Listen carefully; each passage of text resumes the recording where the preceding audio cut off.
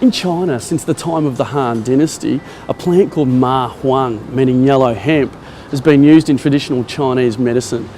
In 1885, a derivative of the plant was isolated from ma huang and it was named ephedrine.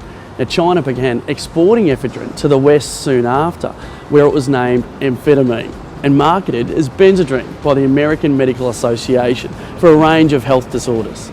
Throughout World War II, amphetamines were used by the US, German and Japanese armies for their effect of creating alertness and fighting fatigue in soldiers. As recently as the 1991 Gulf War, over half of the US pilots involved admitted using stimulants to stay awake. Today in Australia, we know that while the amount of people that use amphetamine has not jumped significantly, in the last decade the shift away from powdered amphetamine, or speed, to crystal methamphetamine, or ice, a much stronger and potent form of amphetamine, has certainly occurred. This increase in purity, along with an increase of availability, has significantly increased the harms to the user, their families and the community. And there are a lot of different reasons why people use drugs and why some experience more harms than others. But make no mistake, ice cuts through all social barriers and is not like anything we've seen before. Amphetamine, methamphetamine and crystal methamphetamine, which is otherwise known as ice, are all part of the same family of drugs. You might have heard amphetamine called by street names like speed, goey, Lou Reed, whiz, whipper or bass. Well, crystal meth or ice can also be referred to as crystal, shard, rock, glass or meth. Amphetamines can be swallowed, snorted or injected, but most commonly ice is smoked or burned through a glass pipe called a cracky. Being able to use ice in this way removes a barrier for people who otherwise wouldn't touch it because it may have involved the use of needles. But don't be fooled, smoking can be just as addictive and just as harmful. Methamphetamine and ice create stronger, longer lasting effects compared with everyday speed and are more toxic because of how they interact with the brain. Think of normal amphetamines as a weak instant coffee and ice as a triple short black. Similar in properties, but much different in effects. They're all classified as stimulants, which means they speed up the messages between your brain and the central nervous system. They also increase the naturally occurring chemicals in your brain that are connected to reward and enjoyment. It's these neurotransmitters that create the powerful effects of using the drug and is part of the reason why people keep coming back to it. These neurotransmitters are also responsible for the surge in adrenaline that leads to strong feelings of anxiety and paranoia. So why do people use ice when we all know the massive risk for harm? Well, like a lot of drugs, it simply feels really good when you first start. It can create feelings of confidence, euphoria, motivation, and provide energy to be a part of the party for as long as it's going. Sometimes people with mental health concerns may find that in the short term, using ice may provide some relief, but you don't get something for nothing. You may also feel agitated, anxious, irritable or paranoid. You may do or say things that you normally wouldn't and then have to deal with the consequences. It might be hard to say no when a pipe is passed around a group of friends, but it's even harder to know exactly how much you might be using.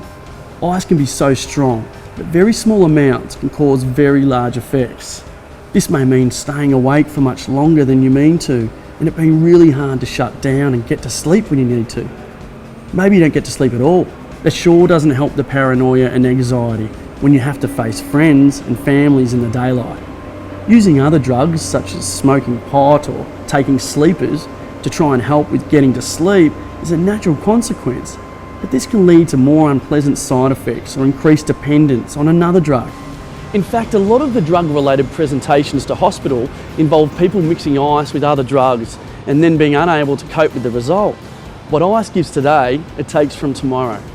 Coming down and recovery can last for days.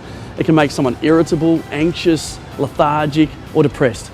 A rough place to be for the user, but also a rough place for anyone close to them.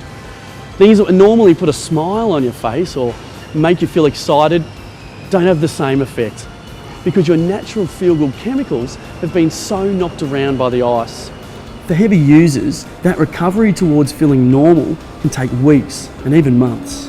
Long-term effects of repeated ice use are physical, social and psychological. Your body suffers, your relationships, family life and work can suffer. Your mental health can suffer, and the short-term effects of depression and mixed up thinking can become entrenched and lead to serious long-term mental health concerns. There's no type of person in particular or group of people that can be pinpointed as more likely to use ice. It cuts across all layers of the community, and we all probably know of good people who have become affected. The highs, the lows and the recovery can all present risks for the workplace. It's obvious. If someone is affected by amphetamines or ice, then they shouldn't be at work. Being affected could mean that a person has used recently. They might feel fine and that they can go hard all day, but the reality is they're putting everyone at risk. They can be lost in their own world and not present with what's going on around them, daydreaming and distracted. They can be tearing into things full of energy, but not working in a safe manner. They may become confrontational over small things, misreading a situation, and becoming aggressive or paranoid. But being affected and unsafe at work may also involve that person who used on the weekend, but is still hungover on the Monday, Tuesday or Wednesday. Now that can be from lack of sleep, the time it takes for the drug to actually process out of your system, or the effects of coming down and withdrawal. If you think you're not able to work safely, then don't put others at risk. Don't go into work.